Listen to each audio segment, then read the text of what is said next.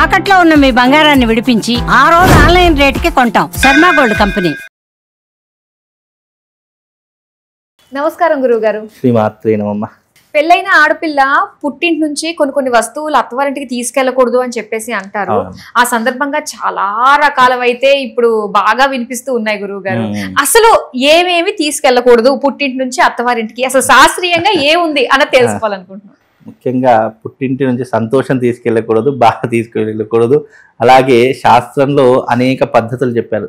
అయితే ఎప్పుడైనా ఒకటి గుర్తుపెట్టుకోండి, కాలం ఎలా మారుతుందో శాస్త్రం కూడా అదే రకంగా మార్పు చెందుతుంది. ఇప్పుడు 100 ఏళ్లను కాలం నాటి ఉన్నటువంటి పద్ధతులు ఇప్పుడు తీసుకొస్తాను అంటే కుదరనటువంటి పరిస్థితి.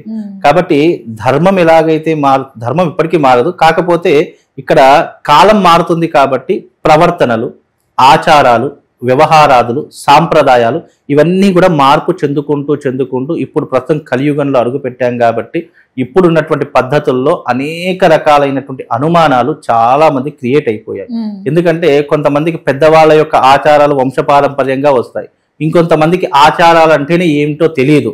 ఏం తీసుకెళ్ళాలి, ఏం తీసుకెళ్ళకూడదు, ఏమైనా తీసుకెళ్తే ఏదైనా అరిష్టం జరుగుతుందేమో, లేదా మా ఇంట్లో నుంచి ఈ వస్తువులు తీసుకెళ్తే మా యొక్క ఇంట్లో ఉన్నటువంటి సిరి సంపదలన్నీ కూడా వెళ్ళిపోతాయి అని చెప్పేసి ఇలా చాలా మంది అంటూ ఉంటారు. కాబట్టి ఒక వివాహం అయిన తర్వాత తన ఇంట్లో ఉన్నటువంటి ఆడబిడ్డ కొన్ని అసలు ఏ వస్తువులు తీసుకెళ్ళి ఆల్రెడీ సారే అనేటటువంటి కొన్ని వస్తువులు ఇస్తూనే ఉంటారు. కానీ కొంతమందికి శుక్రవారం పెళ్ళైతే ఆ ఇంటి ఆడబిడ్డను ఇంటికి పంపించమని చెప్పేసి కొంతమంది అంటారు. కానీ శుక్రవారం పెళ్ళైతే ఆడబిడ్డను పంపించక తప్పదు కాబట్టి ఏం చేస్తారంటే ఇంట్లో ఒక గౌరీదేవిని చేసి దానికి పూజ చేసి అమ్మవారిని పూజ చేసిన ఆ తర్వాత ఆడబిడ్డను పంపిస్తూ ఉంటారు. అలాగే ఇంట్లో నుంచి తీసుకెళ్ళకూడని వస్తువు అసలు ఏమీ తీసుకెళ్ళకూడదు, ఎందుకంటే ఆల్మోస్ట్ అన్ని ఇచ్చేస్తూ ఉంటారు. కాకపోతే ఏంటంటే వెళ్ళేటటువంటి సమయాన్ని బట్టి పెళ్లి అయిన తర్వాత ఆడబిడ్డలు కానీ లేదా ఎవరైనా కానీ ఇంటికి వస్తే కొన్ని వస్తువులను తీసుకెళ్తే వాళ్ళకి అరిష్టం జరుగుతుంది అని చెప్పి నమ్ముతూ ఉంటారు. అందులో ప్రప్రథమంగా అద్దాలు తీసుకొని వెళ్ళకూడదు, గాజులు తీసుకొని వెళ్ళకూడదు, కుంకుమ తీసుకొని వెళ్ళకూడదు. అలాగే ఆ ఇంట్లో అంటే పుట్టింట్లో ఉన్నటువంటి వస్తువులలో ప్రప్రథమంగా బట్టలు తీసుకొని వెళ్ళకూడదు. ఎందుకు అని అంటే గనక ఇవన్నీ దారిద్ర్యానికి సంకేతాలు. అంటే దారిద్ర్యం అంటే ఎవరికి? తీసుకుని వెళుతున్నటువంటి వారికి. అది పద్ధతులు వేరే. అంటే మనము మామూలు ఇంట్లో నోములు చేస్తున్నాము, పూజలు చేస్తున్నాము, వ్రతాలు చేస్తున్నాము అన్నప్పుడు మనం ఇవ్వడం వేరే, వాళ్ళు వచ్చి వాళ్ళంతటా వాళ్ళు తీసుకుని వెళ్ళడం అనేటటువంటిది వేరే. అంటే ఇక్కడ టైము, కాలము, సమయం ఇవన్నీ కూడా చేంజ్. అంటే ఏ సమయంలో ఎలా ఉండాలి అనేటటువంటిది ఆ వస్తువుని బేస్ చేసుకొని ఉంటుంది. కాబట్టి మనం పూజ చేసుకునేటటువంటి సమయంలో ఇచ్చేటటువంటి పద్ధతులు వేరే, అలాగే మనం సొంతంగా ఇవ్వడం వేరే. ఎప్పుడు కూడా ఇలాంటి వస్తువులు ఇవ్వకూడదు అని. అంటే కొత్త బట్టలు ఇప్పుడు ఇంటికి వచ్చిన అమ్మాయికి బట్టలు పెడుతూ ఉంటారు, అది పూజ కాదు, ఫంక్షన్స్ కూడా కాదు, అలాంటప్పుడు అలా ఇవ్వకూడదు అంటారా? కొత్త బట్టలు ఇవ్వచ్చు, వాడినటువంటి బట్టలు. అమ్మగారి ఒక చీర వాడుకున్నారండి, ఈ చీర ఎంత బాగుందమ్మా తీసుకెళ్ళమ్మా అని అంటాము. ఎందుకంటే ఒక వాడినటువంటి వస్తువులు ఏవైతే ఉన్నాయో అవి తీసుకొని వెళ్ళకూడదని శాస్త్రము. అలాగే దేవత విగ్రహాలను కూడా తీసుకొని వెళ్ళకూడదు. ఇంట్లో చాలా మంది ఏంటంటే మా అమ్మాయి కోసం కొనిపెట్టారండి, ఎప్పుడన్నా వస్తే ఇద్దామని చెప్పేసి అనటం. అందులో వెండి విగ్రహాలు ఉంటాయి, లేదా బంగారు విగ్రహాలు ఉంటాయి, లేదంటే పంచలోహాల విగ్రహాలు ఉంటాయి. అలాంటి విగ్రహాలు కూడా ఎవరికి ఇవ్వకూడదు అని శాస్త్రీయం. అలాగే ఇంట్లో పెంచుకున్నటువంటి పూల మొక్కలు అవి కూడా ఇవ్వకూడదు. ఎవరి ఇంట్లో ఉన్నటువంటి పూల మొక్కలు అక్కడే ఉండాలి. అవి తీసుకొని వెళ్ళాలి, కొత్తవి కొనుక్కొని వెళ్ళాలి తప్ప మామూలుగా ఇంట్లో ఉన్నటువంటి వాటిని తీసుకొని వెళ్ళకూడదు. అలాగే ఇంట్లో ఉన్నటువంటి వంట పాత్రలు తీసుకొని వెళ్ళకూడదు. ముఖ్యంగా అంటే కొత్తవైతే ఏం కాదు, కొత్త దానికి దోషం ఉండదు.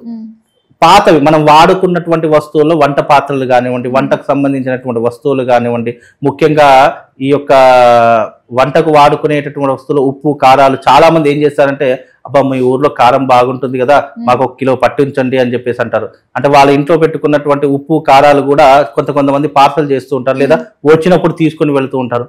పసుపు కొమ్మలు కూడా తీసుకుని వెళ్ళకూడదని శాస్త్రం. ఇలా 1 కాదు 2 కాదు అనేక శాస్త్రీయ దృక్పథం ఉంది. కాకపోతే ఏంటంటే ఇప్పుడు అవన్నీ పాటించేట పద్ధతులు చాలా మటుకు కనుమరుగైపోయాయి. ఎందుకంటే చెప్పేవాళ్ళు వస్తువులు చిన్నవే, కానీ కొన్ని వస్తువులు తీసుకొని వెళ్ళడం వల్ల ఏమవుతుంది అంటే వాళ్ళ ఇంట్లో అరిష్టం జరుగుతుంది, వాళ్ళ ఇంట్లో శుభం జరిగేటటువంటి పరిణామాలు ఎక్కువగా ఉంటాయి.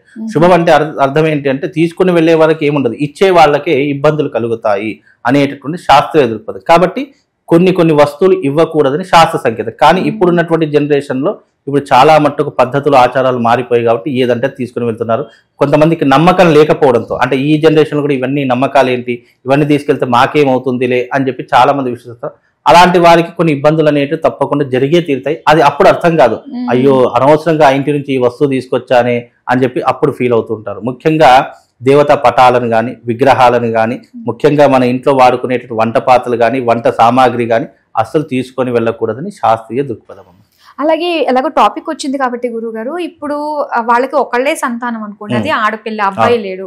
సో ఇంటి కోడలు వచ్చి తర్వాత పూజ విగ్రహాలు వాళ్ళకి ఇచ్చి వంశపారంపర్యంగా గౌరీదేవిని ఇస్తూ ఉంటారు కదండి.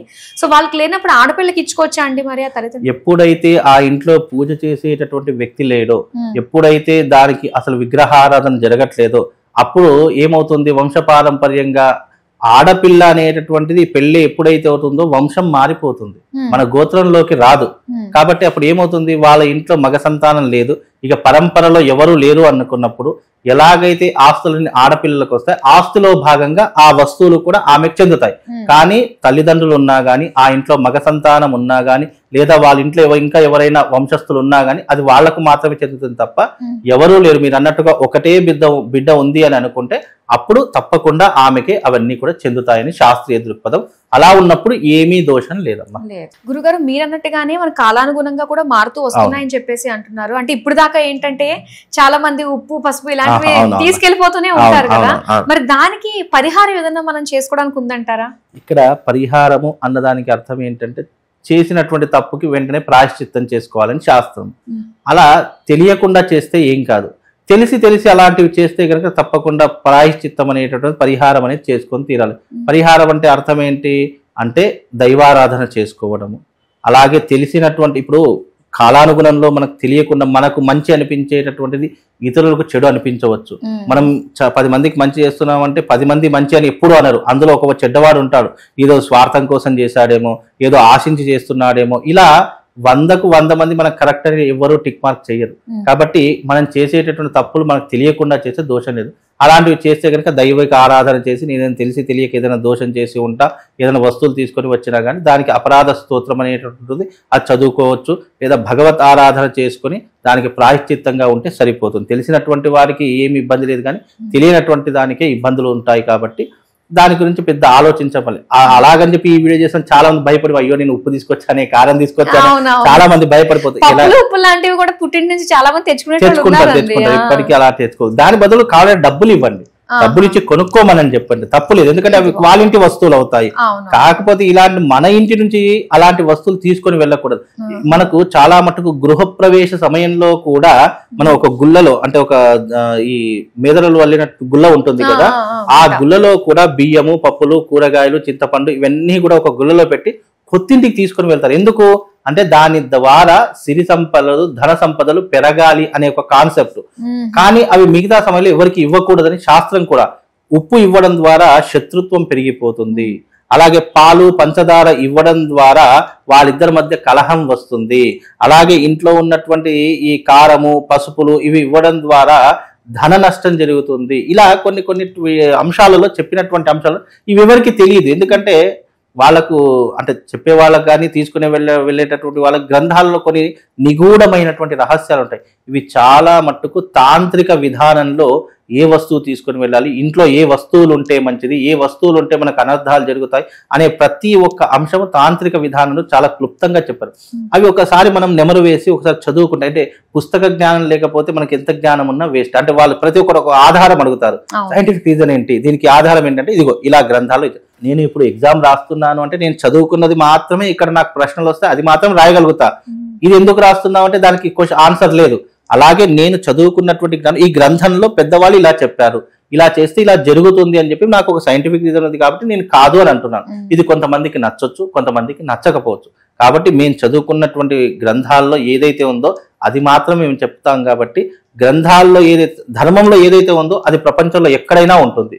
ఒకవేళ ధర్మంలో ఇది లేదు అంటే ప్రపంచంలో ఎక్కడ కూడా అది ఉండదు. కాబట్టి దీని విషయంగా ఆలోచిస్తే అన్ని అర్థమవుతాయి. ఏం తీసుకెళ్ళాలి ఏం తీసుకెళ్ళకూడదు దాని వెనక ఉన్న రహస్యాలు ఉంటాయి ఖచ్చితంగా అని చెప్పేసి తప్పకుండా ఉంటాయమ్మా. చాలా సంతోషం గురుగారు, ధన్యవాదాలు.